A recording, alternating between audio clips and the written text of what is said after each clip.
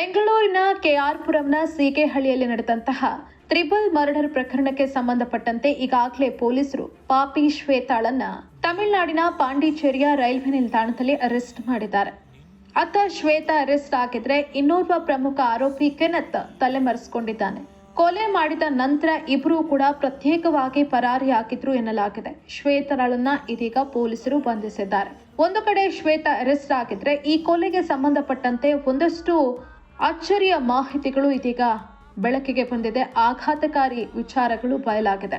ಈ ಕೊಲೆ ಮಾಡುವ ಹಿಂದಿನ ದಿನ ಶ್ವೇತಾ ತನ್ನ ತಾಯಿ ಮುತ್ತುಲಕ್ಷ್ಮಿ ಹಾಗೂ ಸಹೋದರಿ ಸುಪ್ರಿಯಾಳನ್ನ ತನ್ನ ಅಪಾರ್ಟ್ಮೆಂಟ್ಗೆ ಕರೆಸ್ಕೊಂಡಿದ್ಲು ಅನ್ನೋದು ಇದೀಗ ಗೊತ್ತಾಗಿದೆ. ಸೀಗೆಹಳ್ಳಿಯಲ್ಲಿರುವಂತಹ ತನ್ನ ಅಪಾರ್ಟ್ಮೆಂಟ್ಗೆ ತಾಯಿ ಮುತ್ತುಲಕ್ಷ್ಮಿ ಹಾಗೂ ಸುಪ್ರಿಯಾ ಮೊದಲ ದಿನ ಬಂದಿದ್ರು.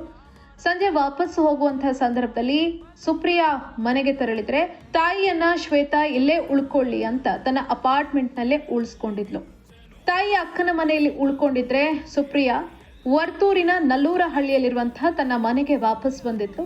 ಮನೆಗೆ ಬಂದಂತಹ ಸುಪ್ರಿಯಾ ಹಾಗೂ ಆಕೆಯ ತಂದೆ ಸೋಮ್ ಸುಂದರ್ ಮುತ್ತುಲಕ್ಷ್ಮಿ ಅವರಿಗೆ ಕರೆ ಮಾಡಿದ್ದಾರೆ. ಹಾಗೆ ಶ್ವೇತಾಳಿಗೂ ಕೂಡ ಕರೆ ಮಾಡಿದ್ದಾರೆ. ಶ್ವೇತಾ ಹಾಗೂ ಮುತ್ತುಲಕ್ಷ್ಮಿ ಇಬ್ಬರೂ ಕೂಡ ಕಾಲ್ ಪಿಕ್ ಮಾಡದೇ ಇದ್ದಂತಹ ಸಂದರ್ಭದಲ್ಲಿ ಸುಪ್ರಿಯಾ ಹಾಗೂ ಸೋಮ್ ಸುಂದರ್ ಇಬ್ಬರಿಗೂ ಕೂಡ ಆತಂಕ ಆಗಿದೆ.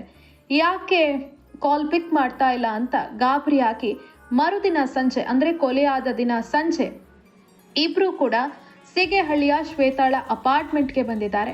ಅಪಾರ್ಟ್ಮೆಂಟ್ಗೆ ಬಂದಂತಹ ಸುಪ್ರಿಯಾಳಿಗೆ ಇಲ್ಲೇನೋ ಸರಿ ಇಲ್ಲ ಅನ್ನೋ ಅನುಮಾನ ಕಾಡೋದಕ್ಕೆ ಶುರುವಾಗಿದೆ. ಆಕೆ ಮನೆಯೊಳಗೆ ಹೋಗೋದಕ್ಕೆ ಹಿಂದೇಟ್ ಹಾಕಿದಾಳೆ.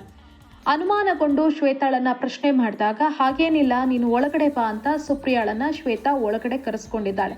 ಹೀಗೆ ಸುಪ್ರಿಯಾ ಮನೆಯೊಳಗೆ ಹೋಗ್ತಾ ಇದ್ದಂತೆ ಶ್ವೇತಾ ಆಕೆಯನ್ನ ಚಾಕುವಿನಿಂದ ಇರಿದು ಕೊಲೆ ಮಾಡಿದ್ದಾಳೆ. ನಂತರ ಸೋಮ್ ಸುಂದರ್ ಅವರಿಗೂ ಕೂಡ ಚಾಕು ಇರಿದು ಕೊಲೆ ಮಾಡಿದ್ದಾಳೆ. ಅದಕ್ಕೂ ಮುನ್ನ ಮುತ್ತುಲಕ್ಷ್ಮಿ ಅವರನ್ನು ಕೂಡ ಕೊಲೆ ಮಾಡಿದ್ಲು ಅನ್ನೋದು ಗೊತ್ತಾಗಿದೆ. ಇನ್ನು ಬಂಧನದ ಬಳಿಕ ಒಂದಷ್ಟು ಆಘಾತಕಾರಿ ವಿಚಾರಗಳನ್ನ ಶ್ವೇತಾ ಪೊಲೀಸರ ಮುಂದೆ ವಿಚಾರಣೆಯ ಸಂದರ್ಭದಲ್ಲಿ ಬಾಯಿ ಬಿಟ್ಟಿದ್ದಾಳೆ ಅನ್ನೋದು ಕೂಡ ಗೊತ್ತಾಗಿದೆ. ಆಕೆಗೆ ಆಕೆಯ ತಾಯಿಯ ಮೇಲೆ ಸಿಕ್ಕಾಪಟ್ಟೆ ಕೋಪ ಇತ್ತಂತೆ. ತನ್ನನ್ನ ಏನ್ ಮಾಡೋದಕ್ಕೂ ಕೂಡ ತಾಯಿ ಬಿಡೋದಿಲ್ಲ. ಏನೇ ಮಾಡಿದ್ರೂ ಕೂಡ ತಾಯಿ ಪ್ರಶ್ನೆ ಮಾಡ್ತಾ ಇದ್ದಾರೆ. ಹಾಗಾಗಿ ಈಕೆಗೆ ಏನಾದ್ರೂ ಮಾಡ್ಬೇಕು ಅನ್ನೋ ಕೋಪ ಶ್ವೇತಾಳಲ್ಲಿ ಇತ್ತು. ಅದೇ ಕಾರಣಕ್ಕೆ ಮುತ್ತುಲಕ್ಷ್ಮಿ ಅವರನ್ನ ಕೊಲೆ ಮಾಡಿದ್ದಾಳೆ ಅನ್ನೋದು ವಿಚಾರಣೆಯ ಸಂದರ್ಭದಲ್ಲಿ ಗೊತ್ತಾಗಿದೆ. ನಾನು ಏನೇ ಮಾಡಿದ್ರೂ ಕೂಡ ನನ್ನನ್ನ ಸ್ವತಂತ್ರವಾಗಿರೋದಕ್ಕೆ ನನ್ನ ತಾಯಿ ಮುತ್ತುಲಕ್ಷ್ಮಿ ಬಿಡ್ತಾ ಇರಲಿಲ್ಲ.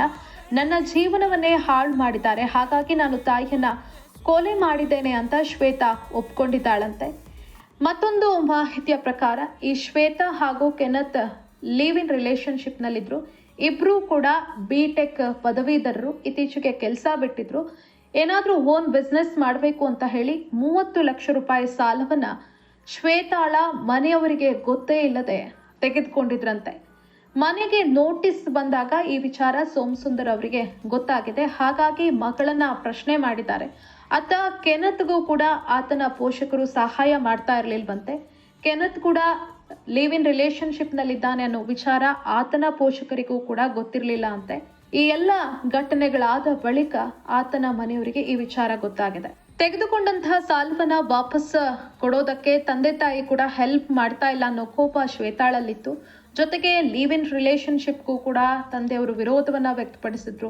ತಾಯಿ ಕೂಡ ತನ್ನನ್ನ ಇಂಡಿಪೆಂಡೆಂಟ್ ಆಗಿರೋದಕ್ಕೆ ಬಿಡ್ತಾ ಇರಲಿಲ್ಲ ಅನ್ನೋ ಕೋಪ. ಇದೆಲ್ಲವೂ ಸೇರಿ ಅವರನ್ನ ಹತ್ಯೆ ಮಾಡಬೇಕು ಅಂತ ನಿರ್ಧರಿಸಿ ಶ್ವೇತಾ ಈ ಒಂದು ಕೊಲೆ ಮಾಡಿದ್ದಾಳೆ ಅನ್ನೋದು ಗೊತ್ತಾಗಿದೆ. ಪೊಲೀಸರ ವಿಚಾರಣೆಯ ಸಂದರ್ಭದಲ್ಲಿ ಈ 3 ಕೊಲೆಯನ್ನು ಕೂಡ ನಾನೇ ಮಾಡಿದ್ದೇನೆ ಅಂತ ಶ್ವೇತಾ ಹೇಳಿದ್ದಾಳಂತೆ.